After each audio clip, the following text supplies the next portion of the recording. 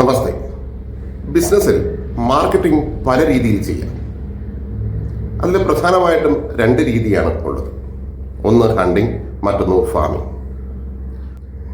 Hunting എന്ന് പറഞ്ഞാൽ നമ്മൾ കസ്റ്റമറെ അങ്ങോട്ട് പോയി അന്വേഷിച്ച് നമ്മുടെ ബിസിനസ്സിൻ്റെ കാര്യങ്ങൾ സംസാരിക്കുന്ന രീതിയാണ് ഹണ്ടിങ് എന്ന് പറയുന്നത്.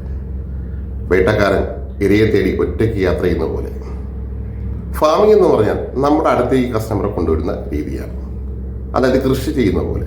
നമ്മളതിന് ഒരുപാട് സമയം ആവശ്യമാണ്. നമ്മൾ നട്ട് പരിപാലിച്ച് അതിനെ അതിൻ്റെതായിട്ടുള്ള സമയം കൊടുത്തുകൊണ്ട് നമ്മൾ പരീക്ഷിക്കുന്ന രീതിയാണ് ഫാമിംഗ് എന്ന് പറയുന്നത്. ഫാമിങ്ങിന് പെട്ടെന്ന് റിസൾട്ട് കിട്ടില്ല, കുറച്ച് സമയം ആവശ്യമാണ്.